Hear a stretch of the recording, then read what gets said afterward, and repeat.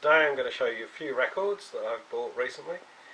First up, we've got From Bromley with Love. Plenty of post-punk posturing on this comp, which was released in 1981 on Alternative. Good efforts by Hepatitis Risk, Easter and the Totem, Acid Drops and Praxis, which all display an experimental edge. More straightforward power pop from Blueprint, Telligence and The Limit, while the Locust's female vocalist appears to have stolen her singing style from Honey Bane. Cold Wave is represented by Burlesque with the exquisitely titled Collision of Sex. A second wave of Society's exiles after Bromley's first a few years previously proved to be just as interesting, if not so influential.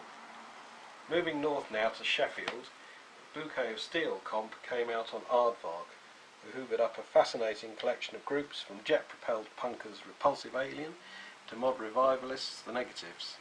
What the little girl on the cover, clutching a few plastic flowers, could have made of it all, we can only wonder.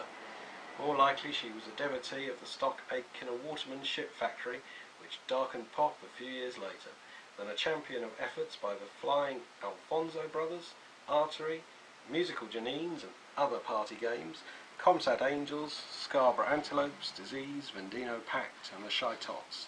This was released on blue vinyl. Next up we have the Fascinators. The Fascinators was 5 testosterone-teased lads who like to endorse the myth that watching blue movies, the title of this single, makes you go blind. Maybe the blocking out of their eyes on the cover is meant to symbolise this. The record came out on Penthouse in 1981. I know they released at least one other record on Penthouse. We're off to Japan now to celebrate some quirky electronic pop released by the Plastics on Rough Trade. Both sides, Copy and Robot, are infectious tunes which hint at Deutsche Amerikanische Freundschaft and Devo. The cover shows our heroes as geeks with glasses who look hipper than they probably did 30 years ago. Next, a mini LP by the Mexican Spitfires, an Australian band named after a Mexican actress called Lupe Velez, which coincidentally is the name of their record.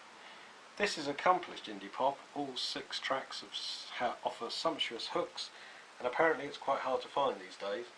Came out on Red Eye Records in 1988. There is more unreleased material apparently. Next up, Sweden, for a piece of primal punk, at least on side 1. Smittad is a solid block of noise sung by Ms. Nobody, also the name of the band. In contrast, the B-side is a more thoughtful and tuneful effort called Ganya, which sounds more 82 than 79, which is when this was released. And finally, continuing on our world tour, we travelled back to the southern hemisphere to New Zealand, land of my father. The finest band to ever grace those 2 islands has to be the Chills. This is one of their earliest singles, Rolling Moon, released on Flying Nun in 1982. I love the way they can make noise merge into a melody. That's all for today.